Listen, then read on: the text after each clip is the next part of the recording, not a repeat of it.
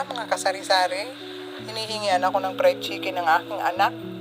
Wala naman ditong manok. Paano mag fried chicken? Naisip ko na lang ganito.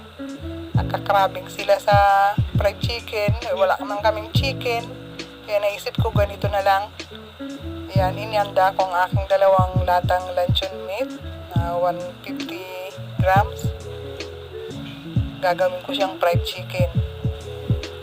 At nga pala mga kasari-sari, kung kayo naligaw sa aking channel, pasuyo naman na ako inyong i-subscribe, i-like at i-share na rin. Kung natutuwa kayo, i-comment nyo na ako.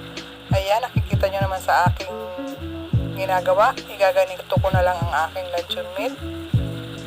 Gagawin ko na paraan sa aking pag-iisip na bakit ganito ang naisip ko. Siyempre, pakita ko sa inyo at ako'y gagawa ng luncheon meat na fried chicken. Luncheon meat nga ba ito? Meatloaf yata ito eh. Hindi ko na pinakita kung anong brand nito. Ayan. Ginanito ko siya. Hindi natin siya iuuslit sa lata. At huwag na natin siyang pahirapan pa. Kuhanin sa lata ng ganito. Diba mas maganda? Handa ng kawali at lalagyan ng mantika. Sumobra ang aking apoy. Ayan. Katamtamang mantika sa katamtamang apoy. At naghanda ako siyempre ng itlog at yun nga ang aking crispy fry. Ang crispy fry, hindi ko siya tinapangan, dinagdagan ko siya ng konting harina.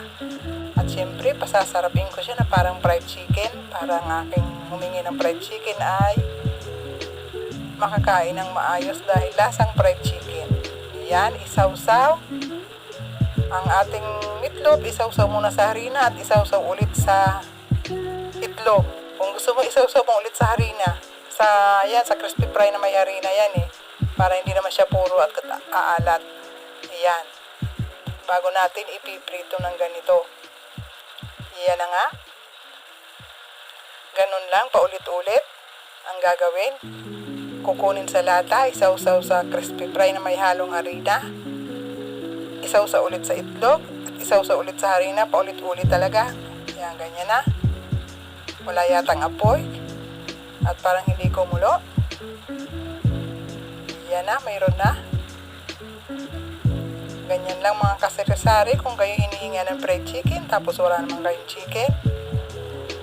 Ideya na rin to sa ating mga anak para hindi sila magmukhang kawawa dahil humingi ng fried chicken at wala naman tayong chicken. Ito yung naisip ko at pwede rin to pang hanap buhay mga kasari-sari kung gugustuhin. Diba? Kikita tayo dito eh. Pag ginawa natin ganito, isama na sa ating street food o sa ating mga isaw-isaw na yan at mga kikiam. Ayan, naisip ko rin tong gawin para sa aking pagtitinda. Hanap buhay na rin to. Kung ating gugustuhin at makapumita. Ayan o. Sino bang magsasabing yan ay luncheon meat? O meatloaf. Diba? Meatloaf yata yung ginawa ko eh.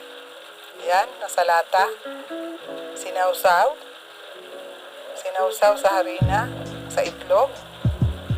Ayan o. O diba mga kasari-sari, sinong mag-aakalang yan ay fried chicken na? Ayan, matutuwa ang ating anak. Ayan o, diba wala na. Hindi na tayo magdarang-darang yan sa apoy para umuslit. Kuhanin na lang ng maliit na kutsara at pabilog-bilogin. Ini-slice ng ganyan. O diba, ang dali. Gawa tayo ng fried chicken. Ayan o. Kakain na. Matutuwa ang ating anak. Ito ay tinuro ko na rin para maraming matuto at maraming magka-ideya. Alam nyo kasi, alam kong mas marami tayong mahihirap kaysa sa mayayaman. Kaya ang aking ginawang channel na mahirap, ituturo ko rin. Hindi naman tayo mahirap, diba? Ang mahirap wala nang makain eh.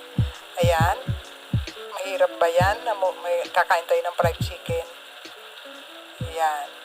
Akin namang mga niluluto ay yun naman sa mga tip ko lamang din sa mga katulad kong pamumuhay.